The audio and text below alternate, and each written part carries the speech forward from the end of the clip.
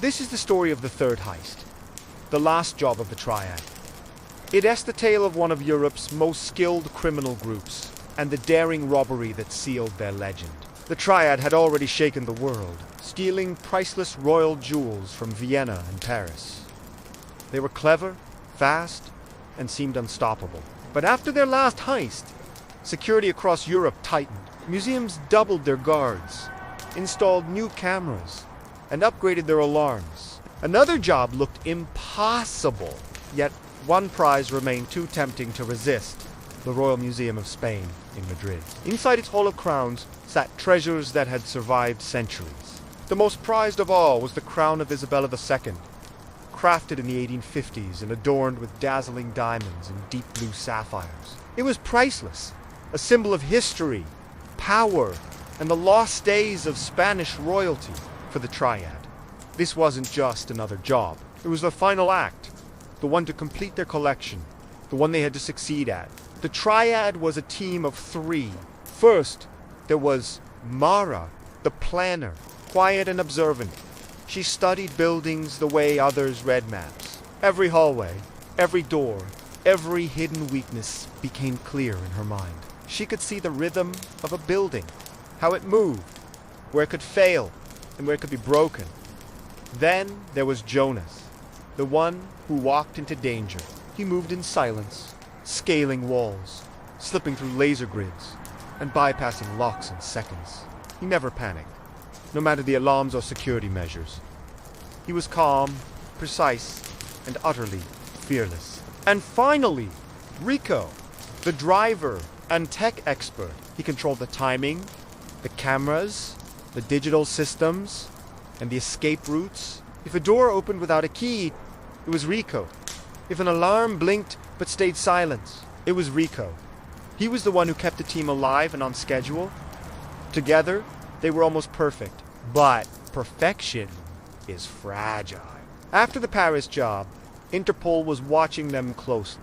Security teams had their photos. Every museum across Europe was on high alert. The Triad knew they had only one chance for one last score.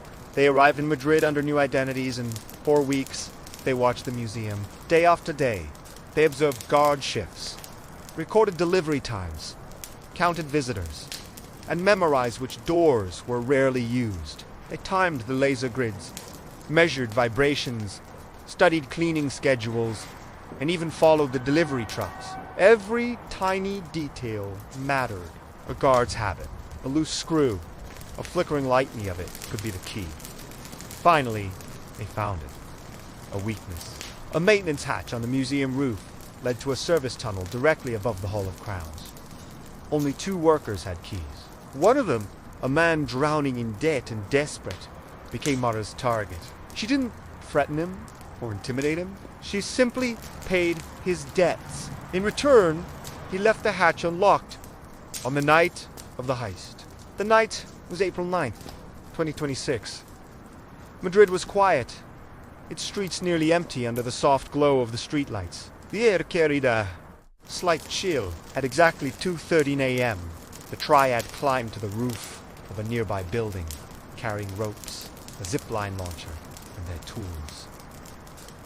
They spoke little. They didn't need to.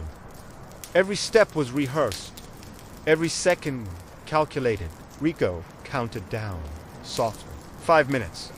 When the moment was right, they fired the zip line across the gap between buildings. Jonas went first, a shadow sliding silently across the night sky. Mara followed, then Rico. They landed safely on the museum roof.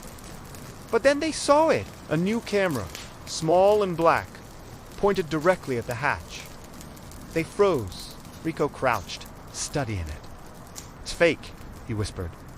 No cables, no signal. Just for show. They opened the hatch and slipped inside.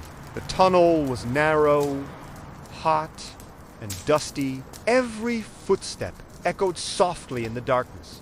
They crawled for several minutes until they reached the metal panel above the Hall of Crowns. Jonas drilled a tiny hole and lowered a camera. Below, the red glow of laser beams formed an intricate web across the room. One wrong move would trigger alarms and alert the entire city. Can you shut them down? Jonas whispered. Rico shook his head. I can't turn them off completely, but I can blind them for 5 seconds. 5 seconds is enough, Mara said. Rico pressed a sequence of buttons. The lasers flickered. Jonas dropped silently into the room below. The lasers snapped back on just half a second later, inches above his back. He moved through the beams like water, bending and twisting with absolute precision.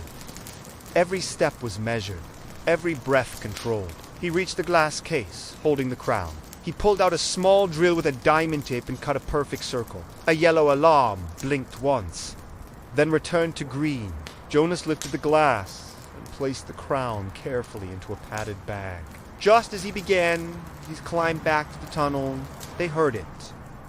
Boots. Heavy, fast footsteps on the roof above them. Sharp, commanding voices. The piercing beams of bright flashlights. These weren't normal police. They were the international agents who had been hunting them for months. Professionals. Rico slammed the hatch shut and locked it. The Triad scrambled toward an emergency vent. Jonas kicked it open, and fresh air rushed in. They climbed onto a lower roof and slid down a drain pipe to the street below. Their getaway car was waiting. Rico started the engine. The tires squealed, and the chase began. As they sped through the dark streets, Mara turned to Jonas. How did they know? Rico glared at him from the driver's seat. It wasn't luck. It was you. Jonas froze. No! You don't understand! You told them! Rico shouted, his voice tight with betrayal. Jonas looked down. I wanted out. I thought this was the only way. They promised I could leave if I helped with the crown. I only told them the night. I didn't give them the plan. Mara shook her head, the truth settling in like ice. You didn't save us. You destroyed us. They raced through Madrid toward an abandoned factory with a hidden tunnel. If they could just reach it, they would vanish forever. But a black van rammed their car from the side. Glass shattered. Metal twisted. The car flipped and landed hard on its roof. Mara woke to silence. Her head was ringing. Rico was unconscious beside her. Jonas was gone. The case for the crown lay open and empty. Agents surrounded her. It's over, one of them whispered. She didn't resist. The next morning, newspapers across Europe ran the headline. The Triad has fallen. Mara was arrested. Rico survived his injuries and was also taken into custody. As for Jonas, he disappeared. No one knows if he escaped or was taken by the agents. The crown of Isabella II was returned to the museum. It went back into its case, shining just as before, with only a small, near-invisible crack from the drill as a reminder of the night it was almost stolen. Visitors now stand in line for hours to see it, completely unaware of how close it came to vanishing forever. In her prison cell, Mara sits alone. No jewels, no maps, no team. She thinks about the plans, the preparation, and the trust that was shattered. The Triad didn't end because of lasers, guards, or alarms. It ended because trust failed. And yet, one question remains unanswered. Where is Jonas? Some say he escaped the agents that night. Others say he vanished into thin air. And a few even believe he planned the entire sequence of events to orchestrate his own perfect disappearance. Treasures remain behind glass. History shines bright. And somewhere, someone may be planning the next great heist. The story of the Triad will forever remain one of the most shocking chapters in the history of modern crime. Thanks for watching. Be sure to subscribe for more incredible stories.